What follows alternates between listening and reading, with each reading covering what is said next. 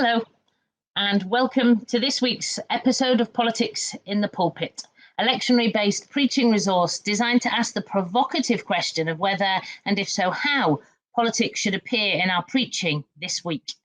My name's Jenny Mills, and I'm Secretary for Education and Learning in the United Reformed Church, and I've been the host since May, following on from a range of other hosts and engaging with amazing contributors to reflect on the lectionary readings each week. Each week I am joined by a guest from a different place and space on the pulpit and political landscape. Today I'm really pleased to introduce the Revd Simon Jay. Simon is a community development worker at the Haven Community Project, part of an urban expression team, of which he will tell us more soon.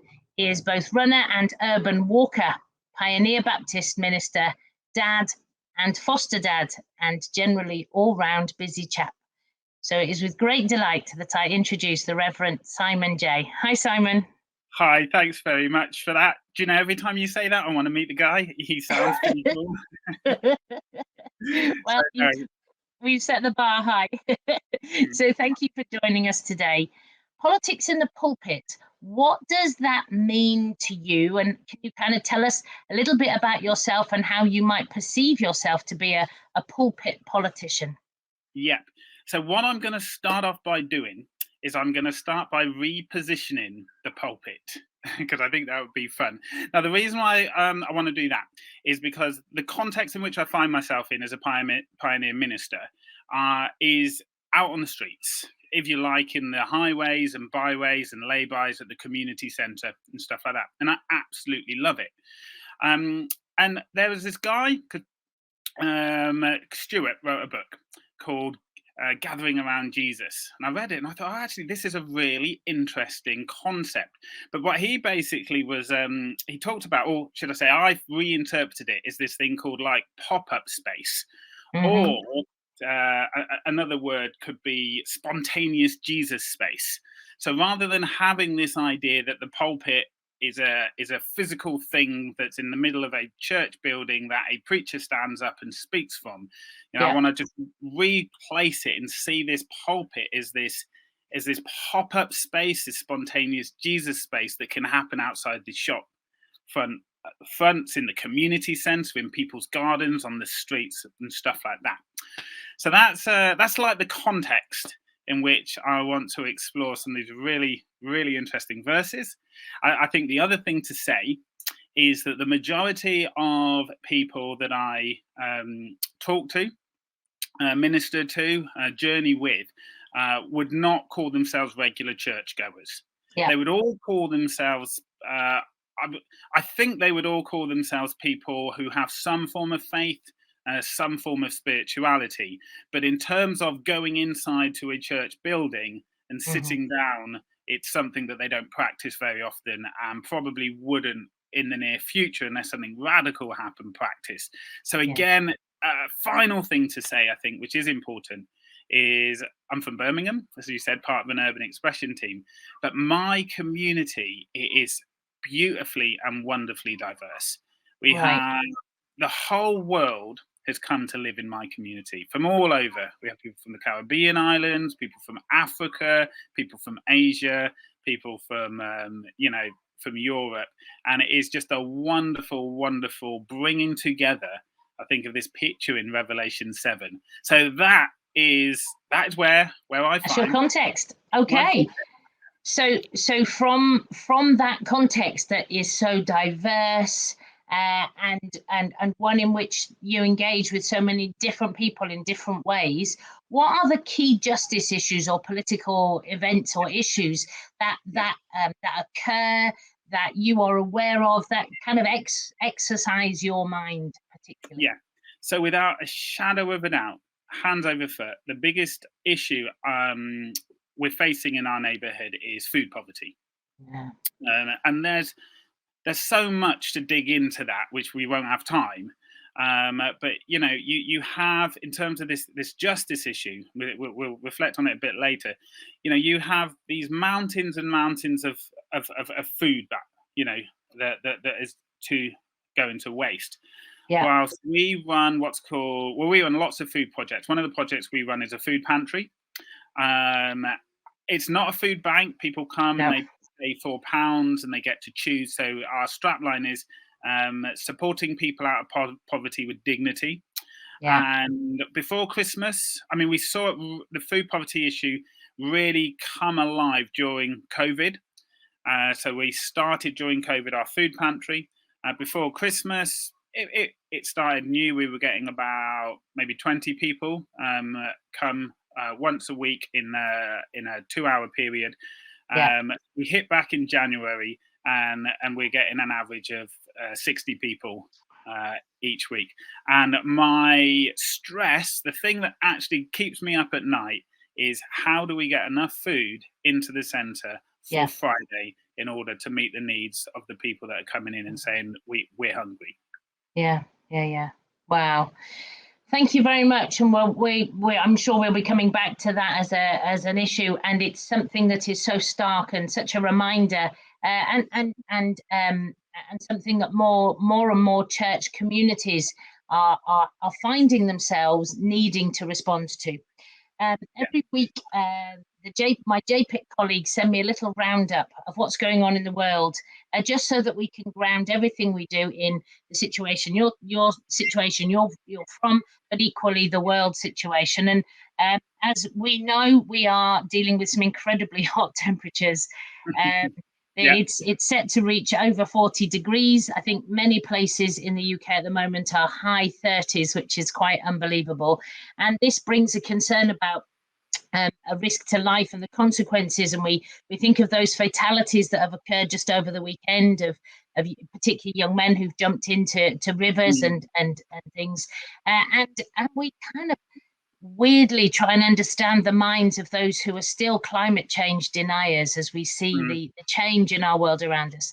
We have the Conservative leadership race continuing as candidates debate on TV about tax, gender identity and other issues, and not so much on the policies that the government was actually initially elected in on. And now we hear there's not going to be a Sky debate because they can't get on with each other. So it really is really quite a role model for us all. We have the wildfires. Yes, we have the wildfires that have led to evacuations in the Mediterranean and the risk to life and the fragile habitats that are being so seriously affected. And in Sri Lanka, the Prime Minister has fled and the country is forced to make difficult choices about its future. And we have another country with civil unrest, with a leadership that seems to have lost connection with the people.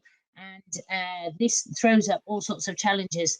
So we have the news, we have the situation you find yourself in, and we have the biblical texts before us, and we are going to journey through them to find our connections and to find to offer some thought for those who are going to be sharing these texts or living these texts in the coming week. So, where would you like to begin? This is quite a choice of texts this week, I feel, and so tell us where you'd like to begin. So exciting texts. What I want to do with these texts is, just to put down some framework in terms of where I'm thinking, is I want these texts to be able to interact with the environment and spaces that my community inhabit. I do think there are links over some interesting things. But for me, like I said to you before, is a lot of my community would not go to church. So, but the Bible is still such a powerful word that can bring so much hope and so much life. So for me, I'm constantly thinking, when I get some of these texts, and you've given me some pretty big ones today, fortunately, it was the lectionary, not me, but yeah, they have, haven't they? Exactly. And the question I ask is, how does that interact with the spaces and the places that my community might find? And I think there's a real precedent for this, obviously. You know, Jesus did it all the time. He would be walking along, he'd see a fig tree, and he'd pick up some figs, or actually, he cursed the fig tree because there are no figs. And, and he'd pull that out and say, do you know, look what's going on here. Talks about this thing called an eye of the needle, and everybody goes, oh yeah, we know that place, we know that space. So I think there's a real precedent for us being able to read these texts into the spaces that we find ourselves. Okay. So I'm going to start off. I mean, the question you asked is, are any of them potentially problematic? I guess my answer is, yeah, all of them are. Yeah. I want to start off probably with the more simpler one, with the Luke chapter 11. Yeah. And I want to again connect it to, this whole thing around food poverty that we talked about. And I guess my question is, what do I do with these words? What do I do? So it starts off with this prayer, obviously, and stuff about forgive us our debts, help us to forgive people. But then, give us this daily bread. And it goes on to go a little bit more deeper. I'll just read a little bit of it if I can for you. So he goes on to talk about, if you go and ask your friend for some food, for some loaves of bread, and he says, do not bother me. The door is already being locked and my children are with me in bed. I cannot get up and give you anything. Now even that verse is something that a lot of people in my neighborhood, they'll understand that. Yeah. They will understand that. Do not bother me. Whether they're, trying to get some support with PIP or with some of the universal credits or stuff, on the end of the line, there comes back that do not bother me. But it goes on this, but I tell you, even though he will not get up and give him anything because he is a friend, at least because of your persistence, he will get up and give him whatever he needs. And then, so I say to you, ask and it will be given to you, search and you will find, knock and the door will be opened for you. For everyone that asks, receives, searches, finds, knocks and the door will be open. Goes on again, bringing in, the food stuff. If your child asks for fish, you're not going to get a snake. If he asks for an egg, you're not going to get a scorpion. How much more then will the Father who loves you give you what you need? What do I do with that? When the reality is, and I will come back to this, I'm not going to answer that yet, because it is tough. When the reality is, I read this within my context, within my community, and the reality for many people is that's not the case. We have to choose. Do we heat our house? Do we feed our kids? Yeah. Do I decide to go hungry so that I can get a bit of food for my kids? Do we take out a loan from a loan shark in order to get through the next month? That's the reality. And for many of these people, no constant persisting of asking and asking and asking and asking does anything, because they're so disempowered. So they just start from that position of complete disempower and they have no voice. So to be able to ask, you need a voice. So what does this verse say to people that cannot even ask because they have not got the voice? And it appears from the first look that a Father in heaven that loves you does not step in. Now, in the same sort of like struggle we have when Jesus carries on, he said, look at the birds of the air. They do not toil or stress, but the Father will make sure that they are fed. And I love you even more. So how much more will I feed you? So there's something going on with what Jesus is saying about the love and goodness and graciousness and the abundance of God, but the reality and lived experience of people who are right now struggling with food poverty. So that's where I want to start. So that's a nice one for us to think about.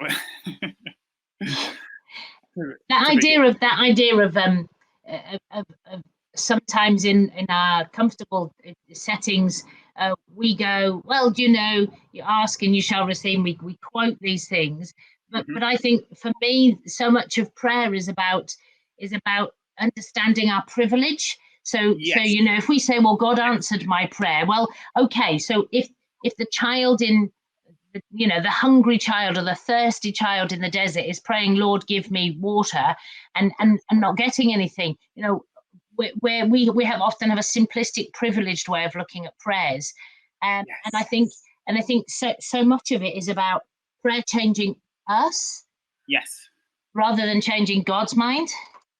Yeah, I think you are getting into something really interesting here. I'm absolutely vying for you. One of the words that me and one of my lecturers used to have, or a statement, is it's about not necessarily, although God is a huge, generous God, but it's about the generosity of the people of God. What is the role? And I don't want to say too much about this now, but what is the role of the church on earth when it comes to these verses? What do we think about that? But I think you're definitely going down a line that I would say, okay, this now starts becoming interesting to explore more. Okay, so started off with that, and then I thought, okay, so let's look at Hosea.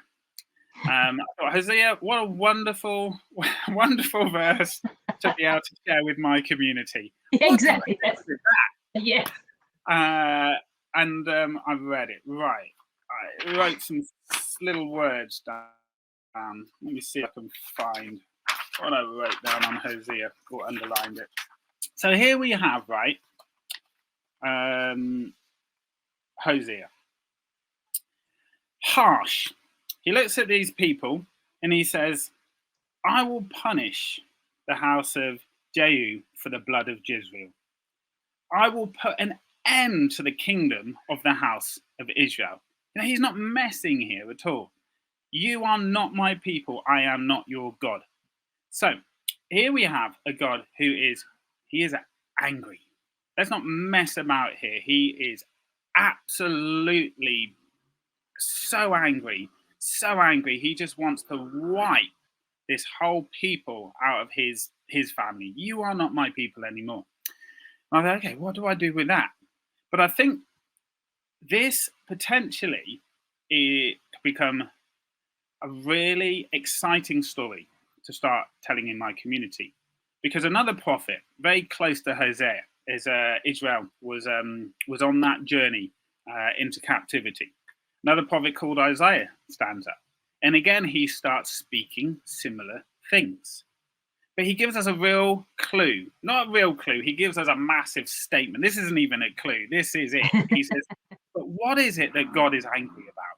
What is going on here? So I just want to read you this. So again, in the same line as Hosea, Isaiah picks it up and says, but this is the issue. Is this not the fast I chose for you? He says, to loose the bonds of injustice, to undo the thongs of the yoke, to let the oppressed go free, and to break every yoke. So suddenly, this is the language. Coming back to what we were talking about before, this community that's struggling to find a voice. Suddenly I'm saying, okay, we're having this discussion with one another. Okay, who are you relating to here? Are you relating to the nation of Israel? Or are you relating to these people that are feeling that you have no voice, that you are trapped, that you don't know what to do, that there is this sense of injustice? He goes on to say, coming back to food poverty, is it not to share your bread with the hungry and bring the homeless poor into your house when you see them naked, to cover them and not hide yourself from your own kin?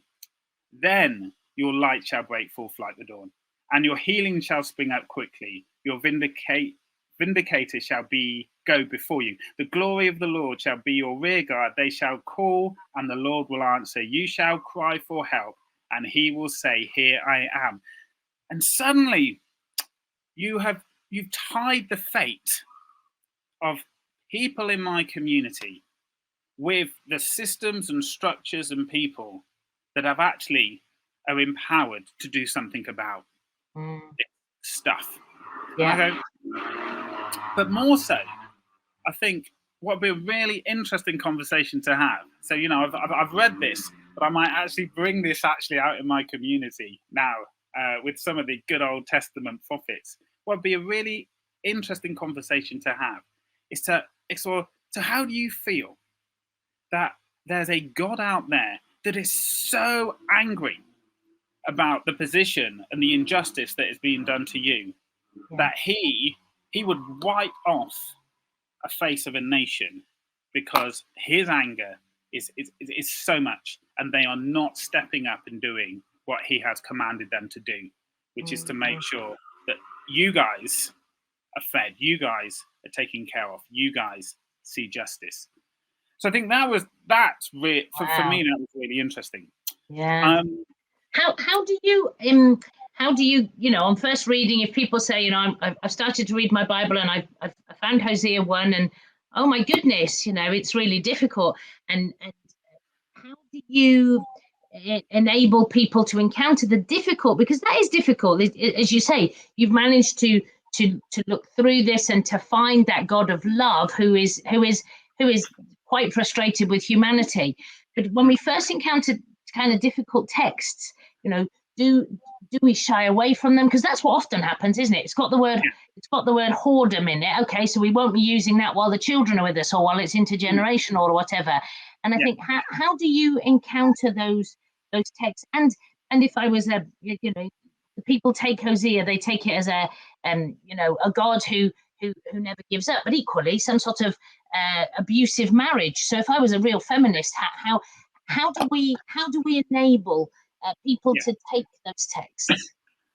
Yeah, I think for me, it's always starting at the place of Jesus. Always start at that place, because the Bible it's a huge, complex, nuanced, ancient document that is full of so much stuff that it's the best scholars in the world can only just start trying to understand bits and pieces of it. Yeah. But I think within this lived life of Jesus, we have our starting place. Okay. So then when it comes to these attitudes towards one another, towards women, towards the other, towards the poor, attitudes around violence or non-violence and stuff like that, I think we start, for me, I say we need to start at the place of Jesus. Because if we start at the place of Jesus, that's when we're truly in the center of the heart of God. And then everything else from there, I'm not necessarily saying that we're going to have clear answers. Yeah. Everything else flows from that. I think that's really important, because if you don't do that, you start getting into dangerous territory. You start having discussions around genocide. In the past, we've seen that, with the Crusades. You start justifying issues around slavery. Again, we've seen that with the African slaves going over the churches. Churches role in that because they did not start at a place of Jesus. They started at that place of self-ambition, or selfish ambition, should I say, non-humbleness, but arrogance and pride, and used the text to then keep people in bondage and slave. Yeah. So I think that's what I would say. But I also think, again, digging a little bit more into this idea is, for me, rediscovering the unseen people in the biblical text. I think it's very interesting. So an example being, again, very similar, rich young ruler comes to Jesus. You know the story. He says, what do I have to do to inherit the kingdom of God? He says, obey my commands. I do that. Sell everything you have. So he says, I can't do that. He walks away sad. His disciples then say, oh yeah, sell everything I have, give it to the poor. He says, I can't do that. His disciples then say, wow, what you're asking him to do is impossible. Who then can do that? And quite often, when we think about the story, the characters we talk about the rich young ruler, what's going on with him. We talk about the disciples, they're a bit baffled. How are we going to do that? We talk about Jesus, this person that is demanding. But the unseen person in this is the poor. That is the unseen. This, again, is a message of great hope for the poor. Hang on a minute. Are you telling me that we have a God that is saying to the church, your job is to make sure that, or not just saying to the church, forget that. You're telling me we have a God that is saying to our society, saying to our billionaires, our millionaires, our entrepreneurs, our Amazon shareholders, our Uber, people, your job is to make sure that the poor are looked after. And they go, that could be me. Actual fact, that isn't me. That is me. This is, again, a God that's on our side. So I think, again, that within my context, what is amazing is as we talk and as I listen to people, I am able to pull away from, if you like, a white middle class Yeah. standpoint. Yeah. And I'm able to help reread the scriptures from the point of view of the person that is going, we're struggling right now. We're really struggling here. Yeah. But I do want to say something a bit later about this use of the word poor as well. Because every time I say poor, like poor person, I want to caveat that I'm actually saying it also a bit tongue in cheek. Because I do not subscribe to that label, but it is a language thing. It is a language that's steeped in the Bible, and we can take that language of poor and we can put it onto people. And I was going to say it's also something that historically the church has helped those poor people out there, and the people, we're in here and they're out there, and we'll do something that will help them. And that whole disconnect, and I think that's right, isn't it? Breaking down some of those barriers, breaking down some of that division, because we are all members of humanity. We are all part of creation, and we are all created equal. It's just that humankind and structures and processes and the way the world is set up actually then creates that inequality, isn't it? Totally. Totally. And the language you use and the naming of things are there to keep people in their proper place. Yes. And I think we slip into that all the time within our churches. It's easy to do, I get it, but we slip into that all the time, even within our prayers. Pray for these. We want to pray for these poor. But it keeps them in their place, because whilst they are poor, there's this assumption of disempowerment. I don't know the last time stood up in a one of our preachers introduced themselves as the poor person from the housing estate. They generally that's not generally. It's like the Good Samaritan story. We're always the Good Samaritan, aren't we? We're never one of those that doesn't stop. We're never the chap in the ditch either. We would never identify with that. No. We would always think, wrongly, that we are the Good Samaritan. Absolutely. Okay, so do you want to lead us on to Colossians, or what do you reckon? Yeah, so let's go to Colossians. So again, just keeping this sort of like thought pattern going. I'm gonna read you some stuff from Colossians, if that's okay. Because again, this is hugely, hugely powerful. So the way I read this is I actually read this as I'm not going to say message of encouragement, because I think it's very, very weighty. And I think, as Spider-Man was told, with great power comes great responsibility. Okay. So with that in mind, I will read you that. Okay. Yes. For in him, the whole fullness of the deity dwells bodily, and you have come to fullness in him, who is head of every ruler and authority. In him also you were circumcised with a spiritual circumcision by putting off the body of the flesh in the circumcision of Christ, when you were buried with him in baptism. You were also raised with him through faith in the power of God, he who was raised him from the dead. God made you alive together with him when he forgave all of our trespasses. He disarmed the rulers and authorities and made a public example of them, triumphing over them. I've not read it all, but I've just read you these just bits that really stood out for me. Yeah. And as I read that, I guess a couple of thoughts I had was, number one, really? Where am I seeing this body of people? Because this is pretty full on stuff here.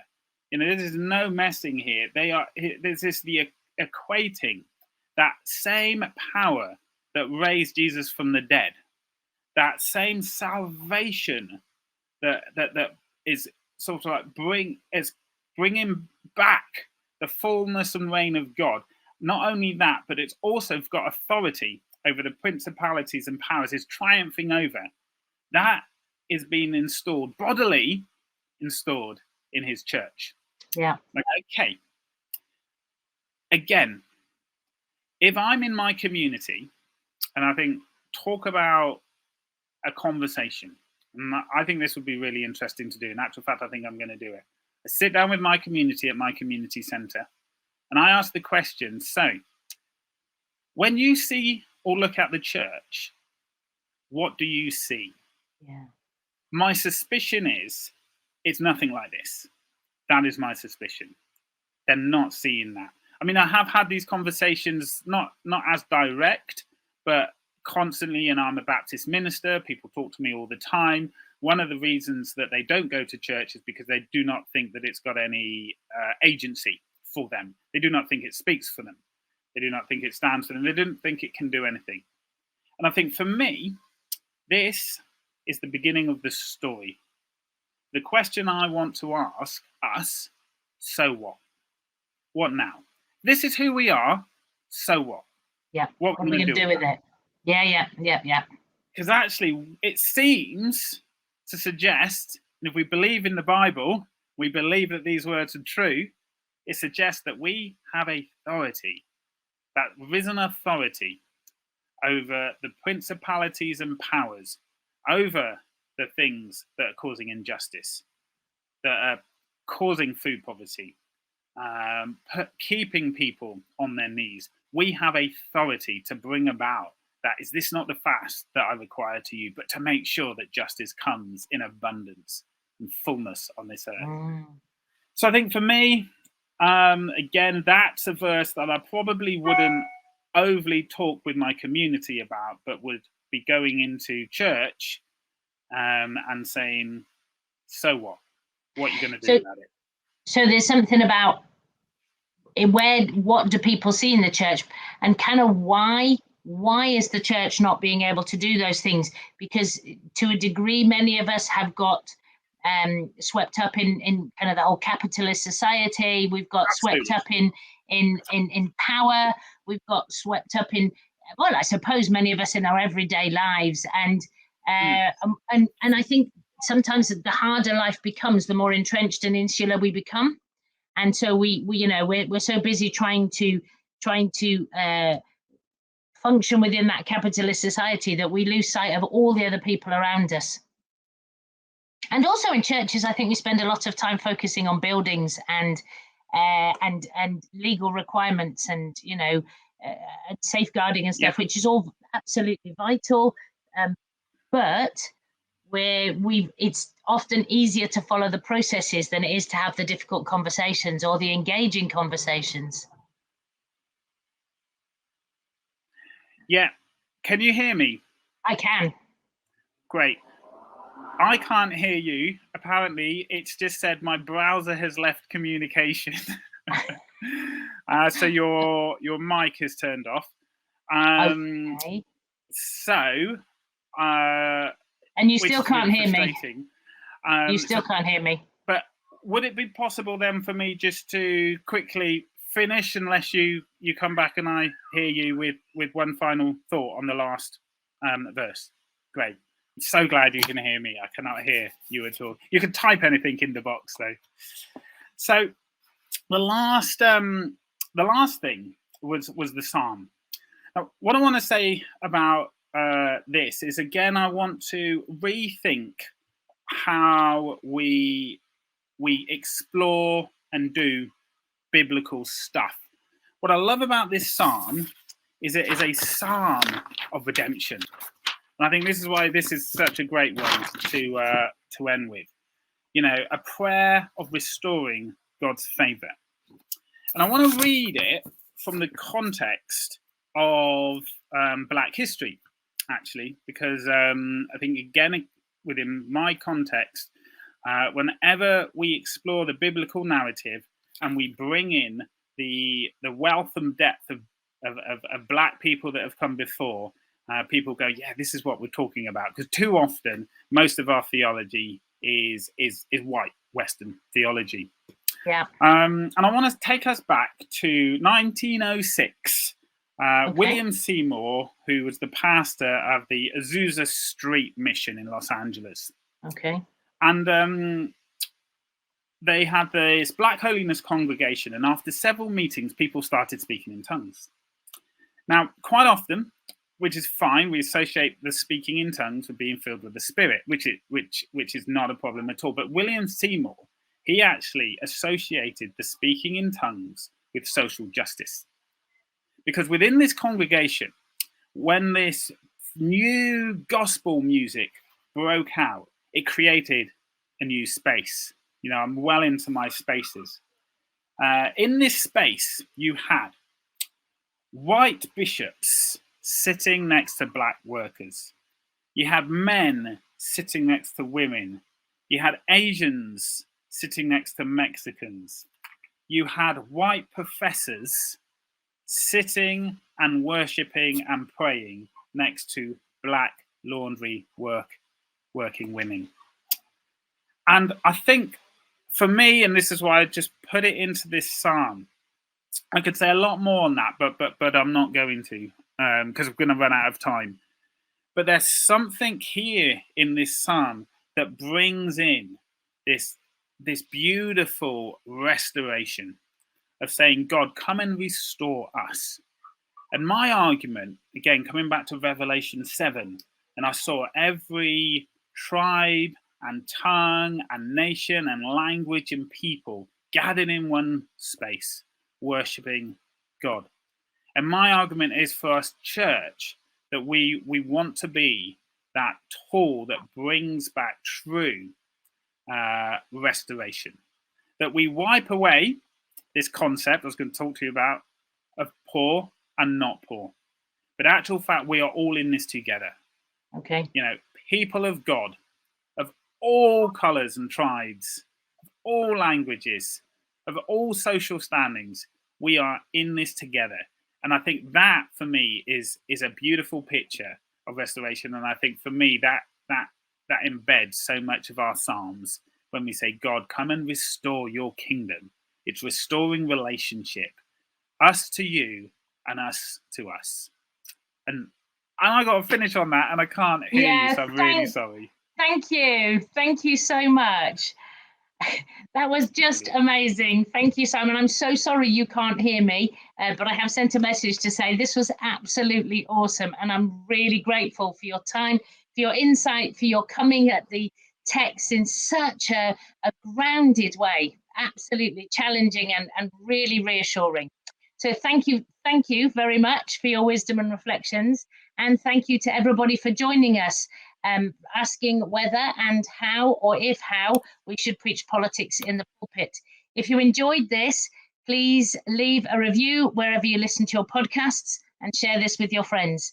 We know that you are a passionate and knowledgeable crowd, and we really love to have any feedback and responses. So wherever you listen to the podcast, please leave a comment or a response. And we would particularly love to hear how you're able to use this in your preaching this Sunday. The best place to join the conversation is on Twitter at pulpit_politics, or using the hashtag politics in the pulpit, or on our Facebook community, which you can access through the Joint Public Issues Team Facebook page. So each week we try to have a question. Are you able to hear me now? Yeah, I reloaded the page, and your voice came back. Excellent. I should have done that before, but I didn't want to risk it. No, well, it's really lovely. I think where you led us to end was absolutely brilliant. And it was just, as I said, it was so grounded and relevant. And I think each week I leave a question. And this week's question is how do we hear the texts from our particular settings? What is it that makes a text easy to respond to, or complex to respond to, depending on where our setting is? So how does the culture in which we live affect how we hear those texts, and hear them in the light of the knowledge of a loving God who is willing the best for humanity, even though humanity often gets in the way? So I can now say goodbye, which is really, which it's a shame, because each week I do this, I think we could go on a lot longer. but we go into our politics and our pulpits wherever we may find our pulpit to be. And may I leave us with a blessing. May we be anointed with God's Spirit as we bring good news to the poor, proclaim release to the captives, help people to see the world truthfully, and let the oppressed go free. Amen. Go well, and thank you for your time. Take care. Thank you. Bye.